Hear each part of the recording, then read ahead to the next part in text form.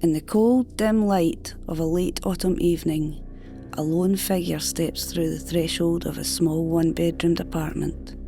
The neighbourhood? Less than savoury. Yet it had always felt like a sanctuary until now. It was just another late night after a long day at work. Exhausted, cautiously, approaching the front door, only to find it ajar, with an unsettling sense of déjà vu as the door was locked. Inside, nothing seemed amiss at first glance. No ransacked drawers, no overturned furniture, just the familiar, lived-in clutter of solitary life. But the most ominous clues often lie in the mundane.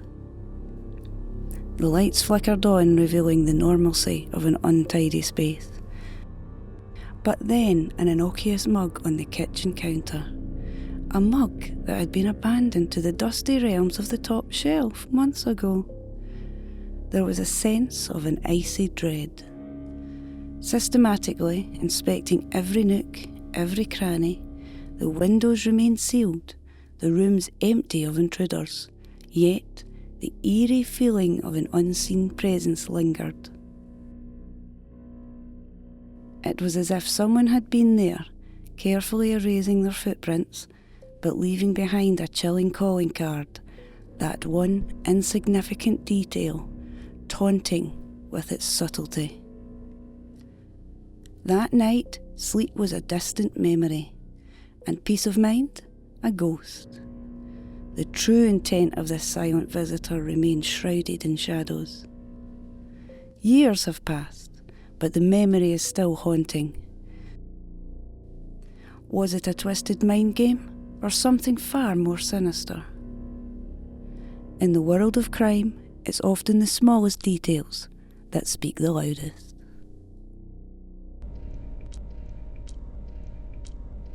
In the remote Flannan Isles, a lighthouse stood as a beacon of hope for mariners. But on a fateful December night, it fell silent. The keepers were gone, leaving behind a trail of mystery and terror. It was December 15th, 1900, when the steamer Arctur reported that the lighthouse was not operational, despite the harsh weather conditions. The relief vessel Hesperus was dispatched to investigate, but faced significant delays due to the adverse weather. On December 26th, the Hesperus finally reached the island, only to find the lighthouse eerily silent. The flagpole was bare, provision boxes were missing, and the keepers were nowhere to be found. Relief keeper Joseph Moore discovered the compound gate and main door closed, beds unmade, the clock unwound. The lamps had been cleaned and refilled, and a set of oilskins remained, indicating one of the keepers had left without them. The three keepers, James Ducat, Thomas Marshall and Donald MacArthur, had vanished without a trace. No signs of struggle, no signs of foul play, just an empty lighthouse and a cryptic message. The mystery of the Flannan Isles lighthouse keepers remains unsolved to this day. What drove them to abandon their posts in the dead of winter? Was it a natural disaster, a human error, or something more sinister? The truth may never be known, but the legend of the vanished keepers will continue to haunt us. A thorough search of Eileen Moor yielded little, save for the evidence of storm damage at the West Landing, but the investigation had just begun.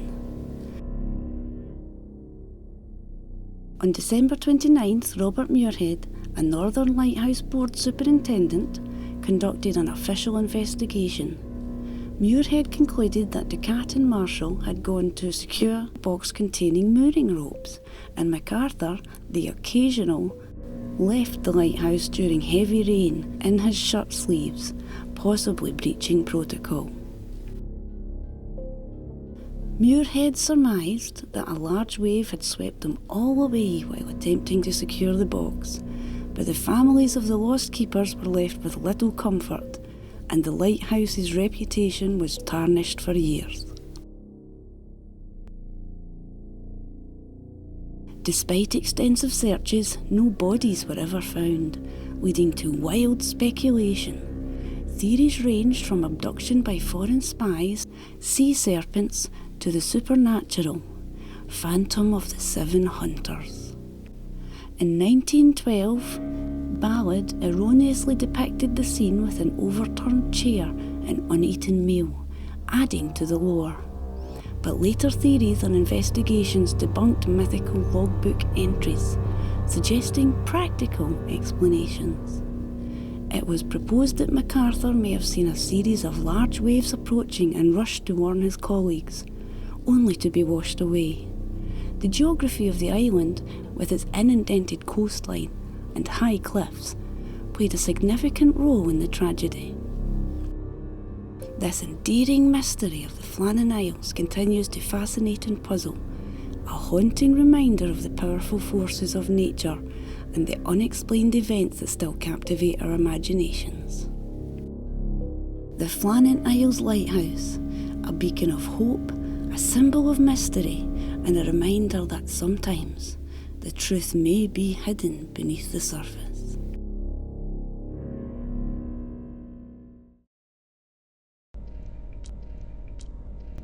In the shadowy hills of Notori, Rio de Janeiro, a chilling mystery unfolded in 1966 that continues to baffle investigators and intrigue the curious. This is the story of the Lead Masks case.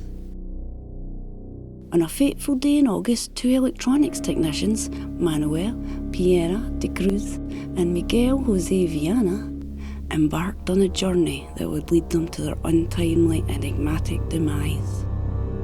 Leaving their hometown of Campos de Goteas, they told their families that they were on a mission to procure materials for work.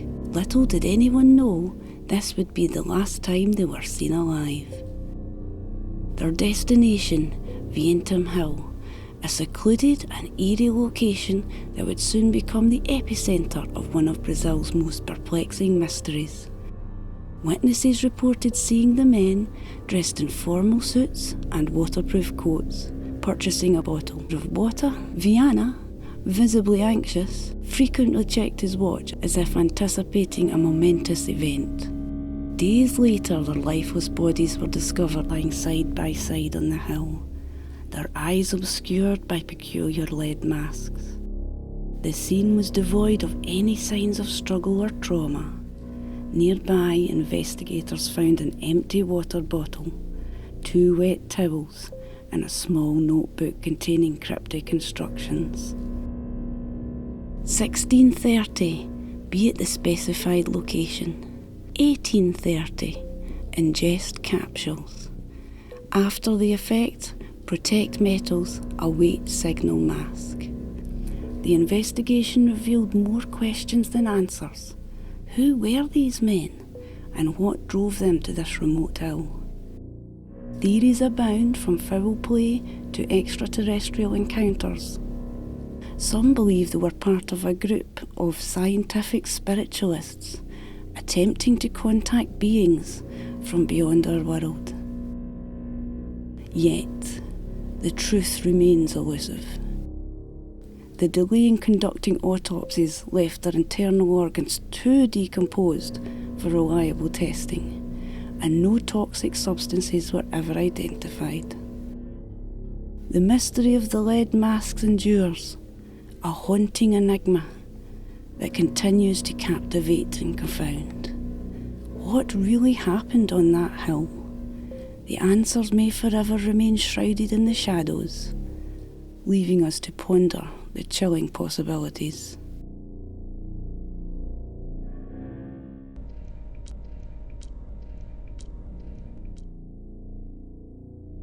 In the shadowy recesses of Scotland's history lies a tale so horrifying it blurs the lines between legend and reality. On a desolate road, as a man and his wife journey home from a day of joy at the local fair, they remain blissfully unaware of the malevolent eyes watching their every move from the darkness. In the quiet fields of East Lothian, east of Edinburgh, Alexander Bean was born to humble beginnings. Son of a hedger and ditch digger, his future seemed destined to mirror his father's laborious life. But the currents of fate carried him towards a much darker path, one which would etch his name into infamy.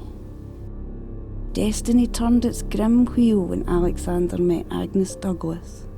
A woman whispered about in feral tones. Accusations of witchcraft followed her, but it was her cunning and ruthlessness that bound her to Alexander. Together, they would forge a partnership that would drench the land in blood. Leaving behind the constraints of society, Alexander and Agnes roamed the rugged landscapes of southern Scotland. Villages were left reeling from their spree of theft and violence, until desperation drove them to the windswept South Ayrshire coast, where they stumbled upon a hidden refuge.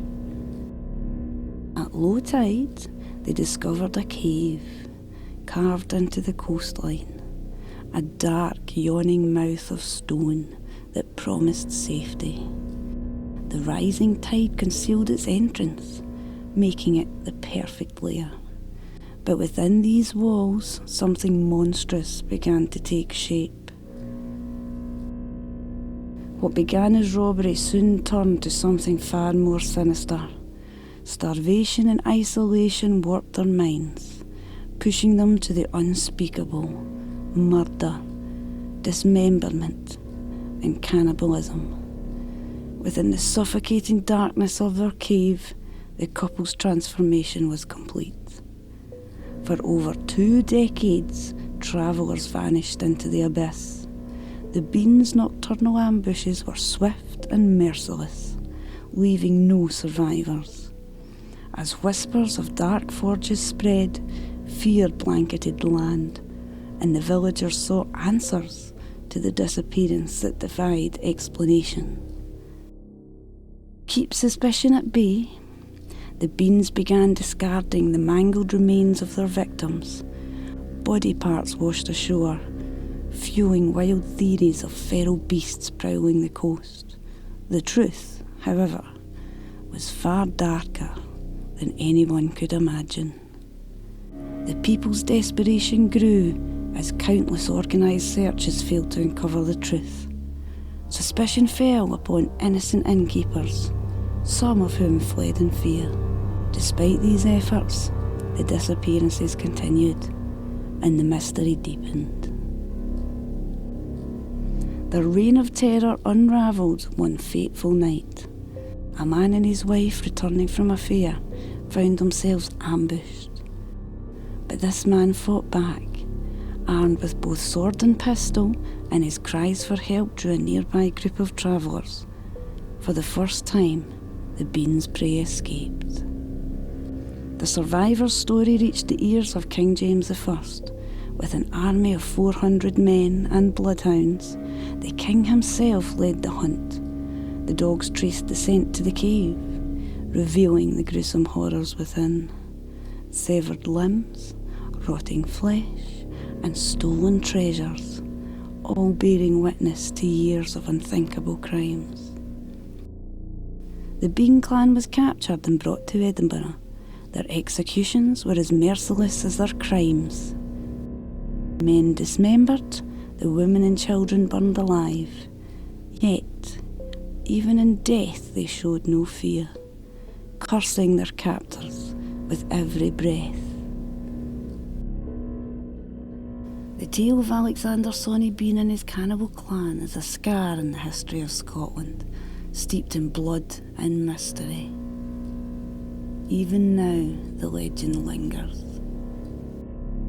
whispering, haunting questions.